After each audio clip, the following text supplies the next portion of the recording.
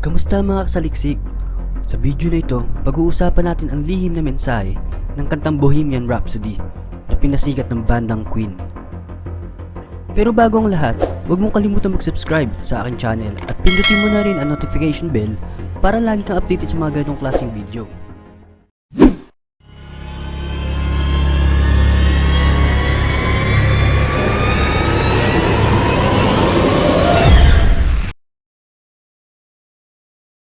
Bohemian Rhapsody. Bago natin alamin ang mensahe ng kantang ito, kilalanin muna natin ang taong lumikha ng awiting ito at anong kinalaman ng buhay niya sa kantang ito.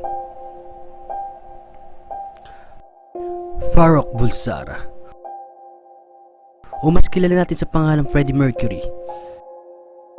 Isa siyang British artist, songwriter, record producer,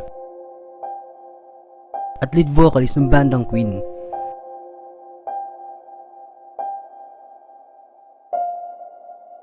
Siya ay produkto ng pag-iibigan nina Bomi Bulsara at Jer Bulsara. Siya ay ipinanganak noong September 5, 1946 sa Zanzibar. At dahil sa Zanzibar Revolution, napilitan ang kanyang pamilya na manirahan sa England.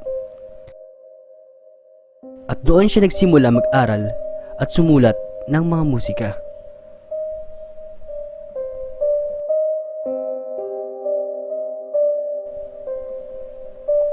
Sa taong 1970, binuo niya ang bandang Queen kasama sina Brian May, Roger Taylor, at hindi naglaon ay sumikat ang bandang Queen sa buong mundo. Marami silang pinasikat na kanta tulad ng Somebody to Love, Under Pressure, at ang Bohemian Rhapsody, na talagang kinilala ng maraming madla dahil sa pambihirang lyrics at musicality nito. Sa taong 1991, November 24, sa edad na 45, siya ay pumanaw sa sakit na AIDS. Tama narinig mo kasaliksik, siya ay namatay sa sakit na AIDS.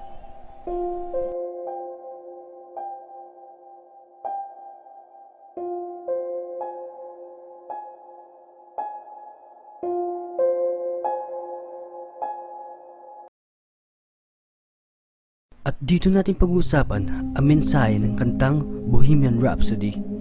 Iisa-isahin at hihimay-himayin natin ang bawat lyrics ng awiting ito para na lang sa ating malalimang pagkakaintindi. Pero bago ang lahat, mga kasaliksik, mas mabuting pakinggan mo muna ang kantang ito para mas lalo mo ma-appreciate ang video na ito. Hihintayin kita. Bohemian.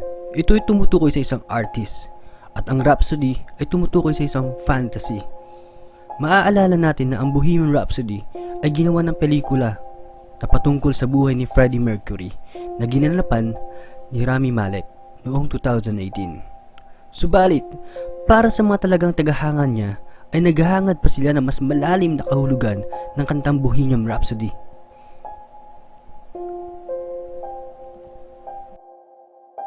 Ang kantang ito ay sinulat noong 1975 na kabilang sa album na A Night at the Opera at tumatagal ng 6 na minuto.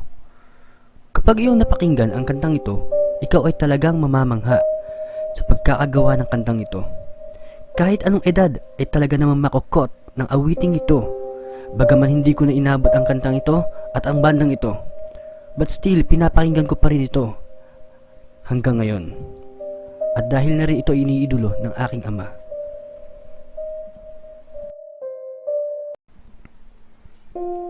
Dako tayo sa lyrics. Sa video na ito, ipapakita ko ang unang parte ng lyrics ng awiting ito.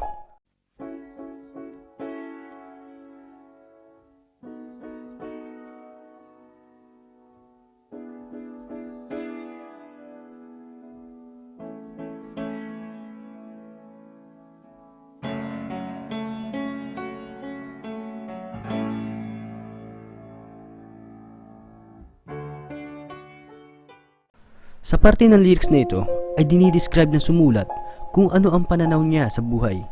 Sinabi niya rin dito kung anong klaseng pamumuhay meron siya. Meaning, hindi ganon kaganda ang buhay na meron siya. At higit sa lahat, Wala siyang pakialam sa mga bagay na mangyayari. Kung ano man ito, sabay na lang siya sa agos. Nangangahulugan kasaliksik na ito ay isang realization sa buhay niya o pagkamulat sa kanyang katauhan.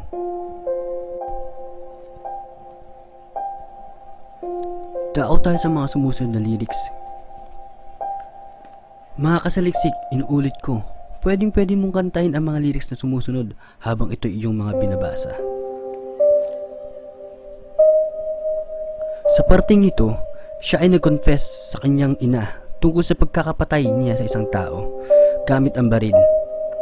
Pero kasaliksik, hindi literal na pumatay ng tao ang ibig sabihin nito, kundi pagpatay sa kanyang katauhan at paglabas ng panibagong pagkatao ang kahulugan nito. Ito ay pagpatay sa katauhan ni Farouk Bulsara at pagkabuhay ng pagkatao ni Freddie Mercury. Pagladlad niya sa kung ano ba siya. Oo kaibigan, ito ay tumutukoy sa kanyang homosexuality. Dagdag kaalaman, matapos maging karelasyon ni Freddie Mercury si Mary Austin, siya ay nagkaroon ng karelasyon sa katulad ng kasarian at ito ay si Jim Hatton.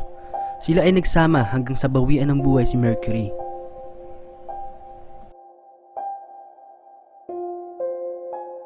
Kanyang itinapon at kinalimutan ang katauhan ni Farouk at nagsimula bilang Freddie. At dito na nagsimula ang kalbaryo at digmaan sa isip ni Freddie Mercury. Masakit para sa kanyang ginawa niyang ito, lalong-lalo na sa kanyang mahal na ina. Ngunit nakiusap siya rito na magpatuloy at kalimutan na siya sapagkat siya ay maaring hindi na bumalik.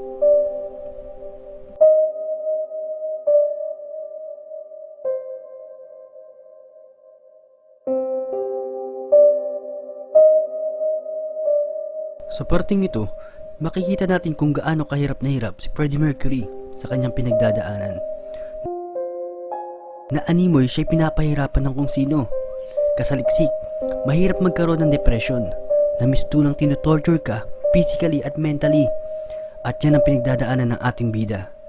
Mas pinili niyang magpakalayo-layo dahil alam niyang hindi siya matatanggap ng kanyang pamilya sa kung ano siya, lalo na't sila ay kabilang sa relihiyong Zoroastrianism.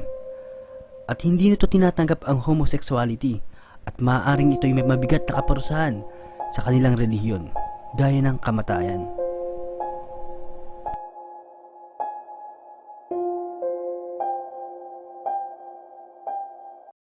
Sa ibang eksplanasyon, ang mga katagang "too late, my time has come" send shivers down my spine, body's aching all the time.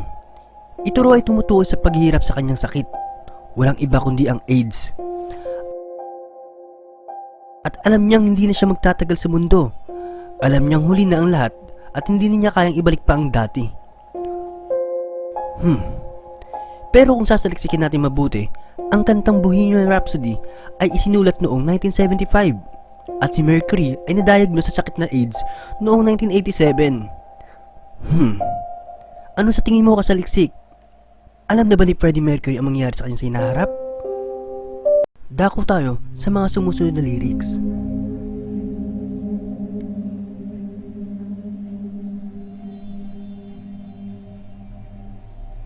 Sa parting ito, mga kasaliksik, ay may mga salitang ginamit si Mercury na kakaiba na para bang nagpapakita ng isang kagimbal-gimbal na kaganapan. Ang mga sumusunod na salita ay ang Scaramouche, Fandango, Galileo, Figaro at Magnifico. Ano ba ang kahulugan ni Mercury sa mga salitang iyan? Sa pagsasaliksik ko mga kasaliksik at malalimang pagbabasa sa internet, ito raw ay nagpapakita na ibinenta ni Mercury ang kanyang kaluluwa sa demonyo para sa kasikatan. Ngunit sa huli, ito'y kanyang pinagsisiyan at siya'y gusto nang lumaya sa sitwasyong kinalalagyan niya. Subalit huli na ang lahat para bawiin niya ito. Sa pagsasaliksik ko, aking nabasa na ang pangungusap na "I see a little silhouette of a man" ay tumutukoy sa isang nilalang na kakilakilabot, walang iba kundi si Satanas. Ang Scaramouche, isang uri ng clown sa Italia noong 16th century na may kasuotang black Spanish dress. May katangiang pagiging mautak at mapanlinlang. Nangangahulugan na tinutukoy ni Mercury na ang Scaramouche walang iba kundi si Satanas. At ang pandango, isang uri ng mabilis na sayaw na mula sa bansang Espanya na kung iyong sasaliksikin ng malalim, ang sayaw na ito ay tumutukoy sa malagim na pagpapatiwakal sa masayang paraan.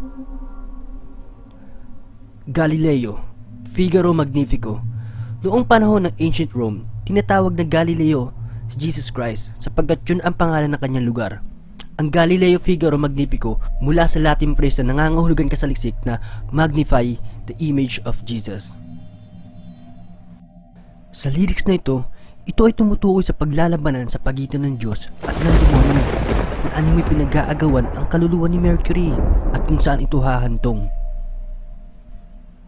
Pero makikita natin sa pagtawag ni Mercury sa Diyos ay siya ay nananalig sa Diyos na siya ay kayang iligtas nito kahit papano siya ay may pananampalataya sa Panginoon. Baka sa mga salita ni Mercury ang hirap at pagmamakaawa na siya ay palayain mula sa kung sino man ang nagpapahirap sa kanya.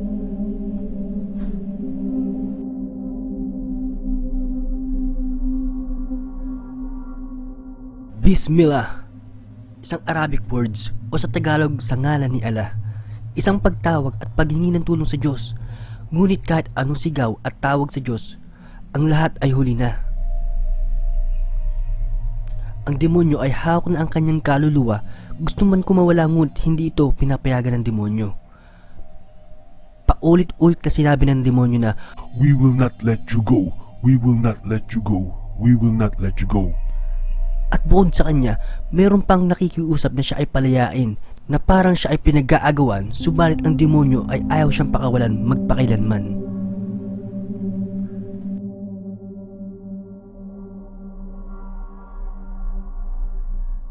Beelzebub, has the devil put aside for me? For me, for me.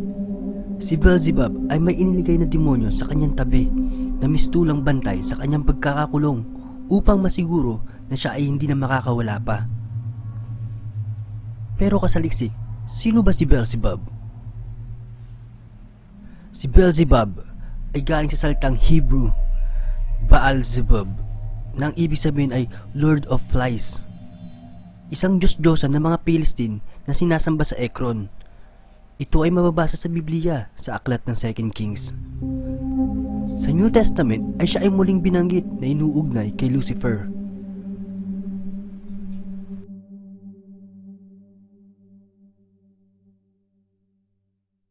Sa parte ng lyrics na ito ay tumutukoy sa batas ng kanyang relihiyon patungkol sa parusa sa pagiging homosexual.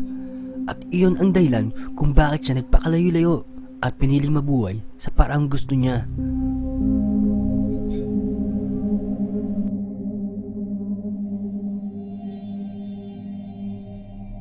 At sa pagtatapos ng mga salita o lyrics sa kantang ito, makikita natin na wala na siyang pakialam sa mga mangyayari sa buhay niya.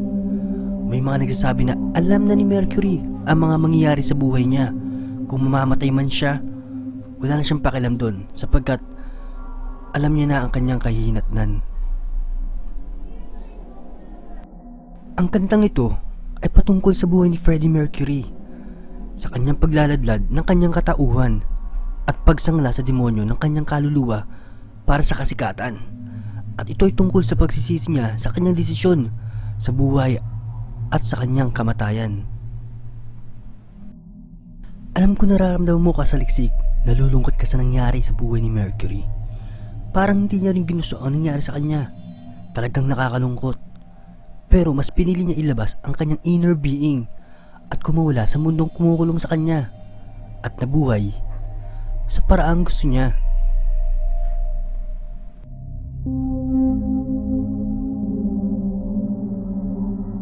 Mga kasaliksik, ang lahat ng yan ay mga teorya lamang na nanggaling sa aking malalimang pagsasaliksik. May mga punto, maaaring totoo o maaaring hindi. Subalit isa lang ang tiyak, ang kantang ito ay tungkol sa pagladlad ng tunay na pagkatao ni Farrokh Bulsara at ngayon ay mas kilalang Freddie Mercury.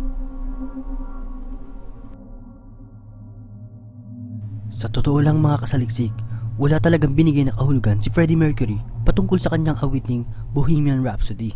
Ngunit may mga binitawan siyang salita patungkol dito.